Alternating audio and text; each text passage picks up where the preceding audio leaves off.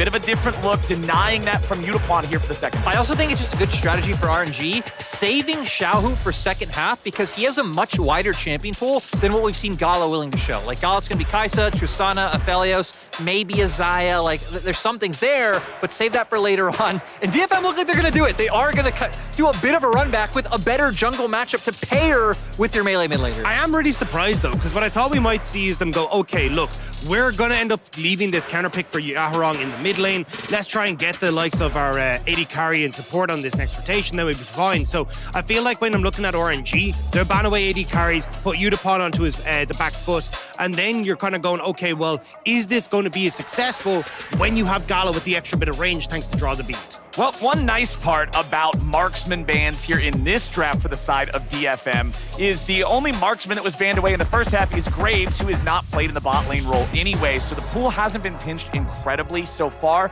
Kai'Sa will be banned out by RNG. Lissandra banned away by DFM. We do not have synced up picks for the roles here in the first half of the draft, so I expect the bans to be a bit lopsided in the second half as well. Galio banned away. So two of these playmaking potential, like team fighter type of mid laners banned away from Xiaohu. Yeah, and I like the bans coming out from both sides, especially the Yuumi ban coming out last, because I was so terrified that we would get the Sivir Yuumi coming out for the side of DFM. I actually really would like the Aphelios pick here. Just give yourself some more scaling insurance policy. You have the Moonlight Vigil for big AoE when you're already setting up for this huge team fight, and it's going to be in RNG's court to answer back, and for Xiaohu to show something that can go toe-to-toe with the Yone. And I'm really curious what Harp is going to bring to the table here as well. He has played 8 unique champion picks already in the support role. This guy, very flexible when it comes to the bottom lane. We've seen the Shen, we've seen things like the Morgana as well. And I like that we're kind of leaving open the opportunity here for Harp to find out how he wants to go toe-to-toe against Ming and try and make Gala and Ming that little bit more uncomfortable on this bot side.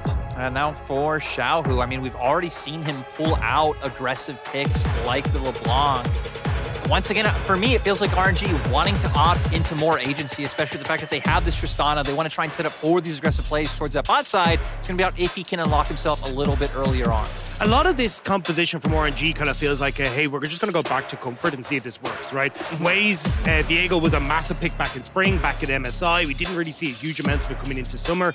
You're looking at like the Tristana for Gala, LeBlanc coming back in for Xiaohu. These are kind of picks that these players are well known for, but it's not exactly something that we kind of think of traditionally as the meta picks we've seen so far.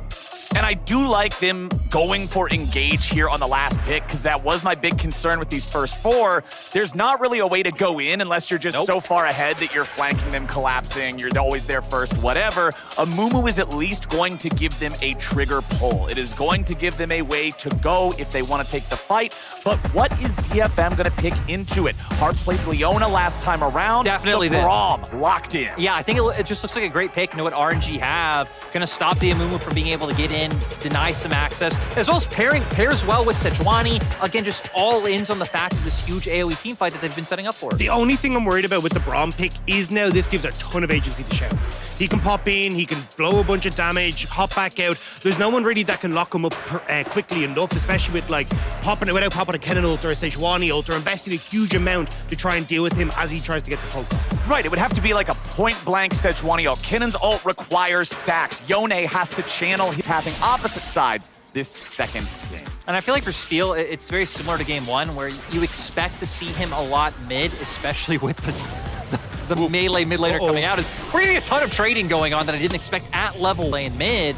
But Wei actually going to be looking towards the spot side. Oh boy, he's ready to go. Harp's going to have to back up here a little bit. Tries to dash back to his ally, but he only dashes a little bit. It won't be enough. Flash or not, first blood over to Gala. Ming held so long onto that bandage toss, waited for the flash to come out from Harp so he could follow up with that second attempt and manages to get the kills. RNG getting off the bat early here. And being able to take a summoner spell, so gonna be able to set up for a repeat play down in the spot side. Wave gets pushed in as well, so maybe you could try and answer back on a bounce back. And we're 5 minutes in, and we've already had a lot of solid ganks coming out from RNG. And Dagda, we were talking about this a little bit before we came live, that RNG are not really the team from the LPL to tilt. Yeah, they really aren't. They are very good at kind of resetting themselves. That's why they were able to bring it back in that best of 5 against LNG after going 2-0 down to find themselves at the World Championship. But, I mean, this was just great. And again, it kind of Yeah, and I like it as well because you're expecting DFM to try to wanna take that skirmish, especially since ult's coming back up soon. There it is. Yaharong goes in, but with Steel nearby, DFM read that as, hey, this is a chance where they can try to punish him here. Let's make sure they can't do it. Back in bottom lane, it's 2v2. But Aphelios misses the Moonlight Vigil with Ming flashing out of the way. Just about able to get away from that one. Ming going in initially to make sure that he was able to get at least a bit of CC to help him escape. Now, though, RNG setting up onto the Rift Tower. Pushing topside means it's going to be difficult for everybody to join. Xiaohu finds Yaharong. Won't find a whole lot more onto him, it looks like, as Xiaohu and Wei are going to back up from this one.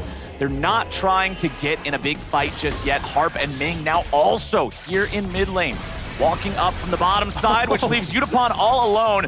Everybody always does the red, white, don't fight meme. Well, Gala just says, get this dude the hell out of here. He's not worried about it whatsoever as the mid lane fight continues. Harp jumping back away. Wei is ready to come in and try to secure this kill. Harp gets himself back out with a nice flash, and DFM comes back and finds the kill. They're getting the money. And bottom side, Yutapon's grabbing a kill on Gala too. Double kill back in mid for Steel. It's DFM. Oh, I love that we get the replay now because so much from RNG just gets burnt onto Harp right here. Engage comes through. We're going to see the exhaust actually come out onto Wei, so he's unable to get a lot done.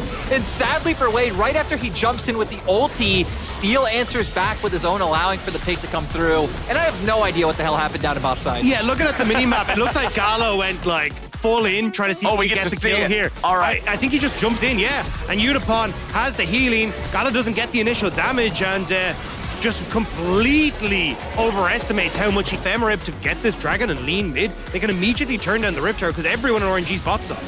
Ming jumps on Harp, but again, this is usually not a super successful plan to go after the Braum, and indeed, it is not just yet, but Amumu might be just as much of a problem. Yutapon gets the snipe on Ming.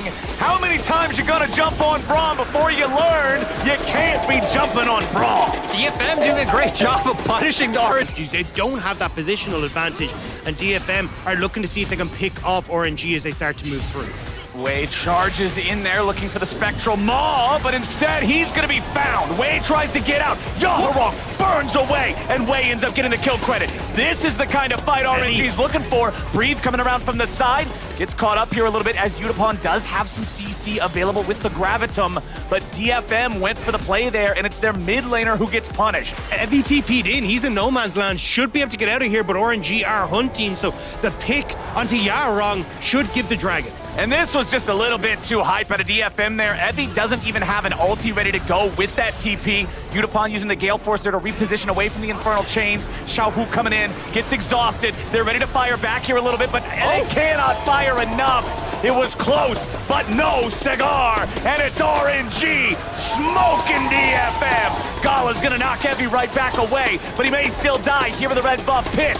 They get the kill, but now Xiaohu's got to be careful. Yaharong staying on top of the distortion point as Evie gets another one, and DFM punch right back. RNG way over Chase, and Gala fails the jump back over the wall to safety. So Evie manages to pick him off. Yaharong will clean one up alongside him, and yes, you get the dragon for RNG, but a bunch of those picks are still going to DFM. I gotta say though, up until this turret, I thought that was pretty good for RNG because with the way the early game went, in my mind with these drafts, I favor DFM going forward in this game. So they need moments like that where, honestly, I don't even know how Yaharong got bursted out so quickly. He was there, and was gone.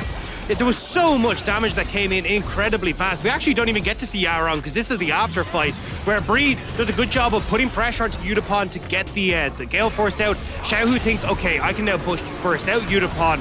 But here, Yutapon goes down. Gala, this is where it gets a bit unfortunate. Gets the reset here, goes, okay, cool, I've got help from Xiaohu.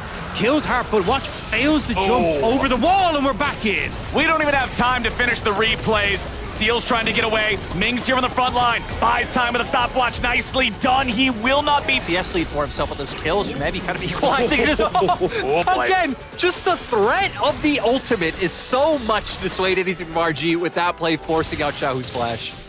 Breathe is up here in the brushes, but DFM are lurking nearby. Breathe is going to go after Evie here. Slicing Maelstrom comes back out. Harp goes over the wall. Steel goes over the wall. Breathe's trying to run away, but that's a whole lot of ice. Breathe is stunned up. Evi's the only one who actually deals damage out of these three, though, and he is popped. He is dropped, and Breathe is getting away clean and easy. And that's exactly what RNG needed. That play looked so good for DFM for me because we saw RNG actually make the play up towards top side first, which allowed DFM to push in mid. Then when RNG went back to mid, it gave them a window, but who cares about windows because RNG want the Baron. RNG are gonna kick in the doors. They're on to the big purple worm as Yutapon goes after Xiaohu, but with Yutapon down, this is tragedy for DFM. RNG are ready to rock and roll. Yaharong over the wall won't matter. They secure it with Wei's Smite, and RNG are fine, man, to clear the Dragon out in a decent speed. So everybody else on RNG is going to be looking for the plays and looking for the kills. Nice buffer through the Sejuani ulti there from Gala to not actually get caught in any sort of a dangerous position. Wei looks for an opportunity to join up here on the flank, but the play is already over. Breathe tries to escape. Yaharong with the fate sealed over the wall, looking for the RNG top laner. He won't get him. Instead, it's Yaharong dead first, and Evi is gonna make a nice side of fries. Double kill over to Xiaohu. They're just not aware of how quickly RNGs, especially Xiaohu, can move through this jungle. So this is the quick 1v1 with you see. Yaharong ends up going for the TP to the top side to try and make this play happen, but look how quickly RNG are able to get across here, especially with the Cloud map as well. They get to speed up through the jungle. They get here just in time. Ming may miss the bandage toss, but you've already got the follow-up there for Xiaohu. And Evi just, oh man, he's gone. That is the Yone teleport. That is the Kennen flash. These are massive tools for DF. Lethality Aatrox, plus how massive this LeBlanc is, anyone is just gone. Well, Gala gets away from Steel jumping over the wall, but then he gets caught afterwards. Yaharong looking for the RNG 80 carry, but won't be able to find him. Xiaohu gets caught out by the slicing maelstrom. He gets a kill, and he gets away for now. Steel stays on him, and Steel cleans him up, but they've already killed two on the side of DFM. Yutapon is gone, and Breathe will look for more. Gala's still ready to go, ready enough at least, as Breathe will keep the Yone away. It is a 2-for-1. Favoring RNG. DFM are forced back because Yutapon lost his life in that initial fight in River, so RNG, now it looks like they're trying to bait the Baron. See if they can draw DFM in, and Harp's gonna answer. Oh boy, there goes Harp. There goes Harp. Gala grabs that kill. Yaharong cannot snap back anywhere, and here comes Wei to follow it up and take down Steel to complete the ace for RNG. RNG might have made a sweat in the urine Under their belts for the second time this game. Let's take another look at how it started off here. This is the biggest problem that DFM are having, right? Is that they never actually get to set themselves up properly. Evi is only just getting to this fight as everything in the kitchen sink has already been used, right? Yutapon has gone in. You've already got the Sejuani ult down. You've got the Yone ult down as well. Everything has gone through before Evi really gets here. So we're not getting these front-to-back fights where DFM have a good chance. And instead you're getting, Xiaohu with access to the backline, Yutapon getting picked off immediately, and then going in blind into this. It's easy like for RNG to clear this. And I just want to remind people that this started the opposite way. That sure, there weren't a ton of kills early on, but DFM were the team with map control for the first power for the Tristana. They're just gonna go for the fight. There it is. Bandage toss, flash, ulti. Goodbye, Aphelios. Goodbye, Braum. Evi, it was cute, but that's about all you're gonna get. Steel tries to get away. Yaharong running out now as well. Gala may have died, but it cost the entire game to do it.